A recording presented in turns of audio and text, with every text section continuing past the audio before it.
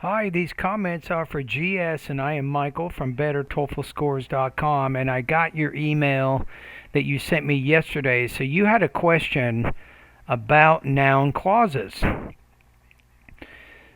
So let's take a look at what you put in that question. Okay, here we go.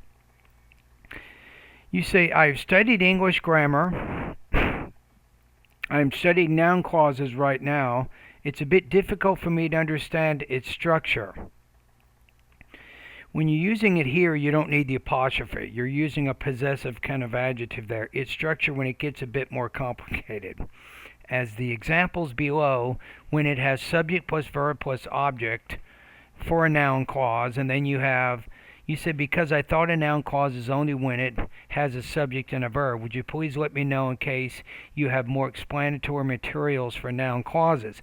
I guess it's the kind of connector that you use, right? Some connectors, like when or why or how, you will definitely need a subject and a verb after those subordinating conjunctions.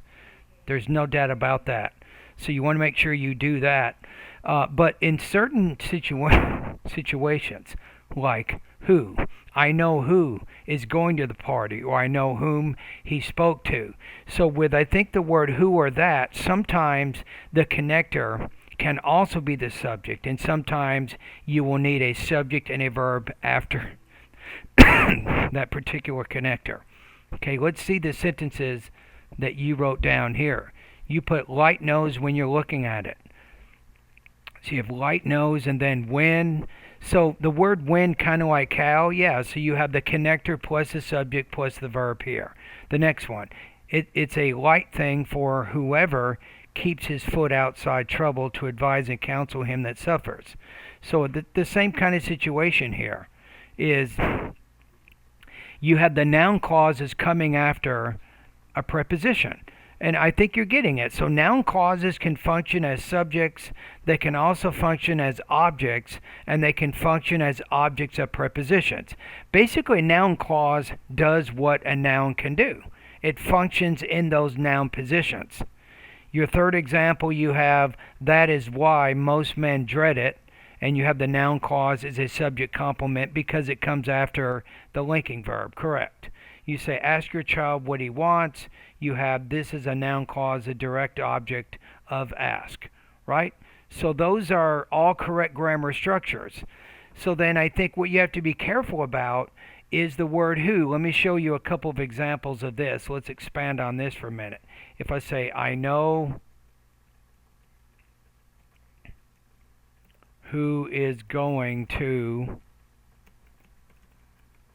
the party, right? So in this case, we're using what's called a subject pronoun. Who.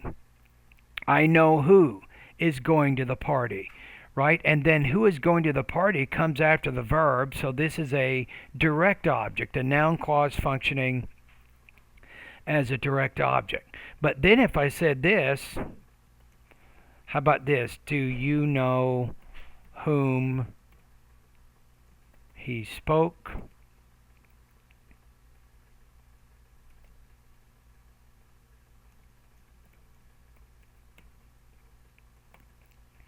So notice this one. Do you know to whom he spoke? So in this case, whom, this is called a relative clause. It's an object pronoun. In this case, we have a subject and a verb directly after it. So I think you have to be a little bit careful when you're using noun clauses, right? You have to understand sometimes the difference between who versus whom. So who is a subject relative clause pronoun, and then whom is an object relative clause pronoun. And that's kind of how you distinguish those two forms of noun clauses in English grammar. But from the examples that you put in here and from the email, it looks like that your study is good.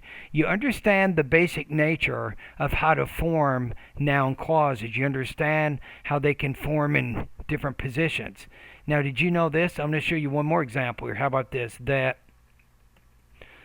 he missed, or how about this? That Tom spoke to the teacher about our project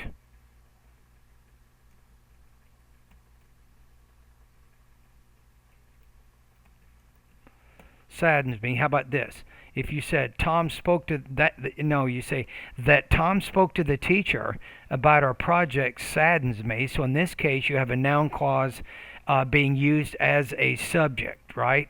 You could also, to make it less formal, if you wanted to change the tone, you could say something like this. You could say the fact that Tom spoke to the teacher about our project saddens me. So that's what we do a lot of times in conversational English, is we put the fact that blah blah blah. And then in more formal writing situations, we get rid of the fact and we just say that Tom spoke to the teacher about our project saddens me. Okay, so in this case, you now see, in your case, you showed me noun clauses as subject complements, noun clauses as objects of prepositions, noun clauses as direct object, and in this case, we have a noun clause as the subject of the sentence. All right, that's what you want to remember. Remember that noun clauses also, they take subject, verb, word order when you do have the subject and the verb in that dependent clause. All right?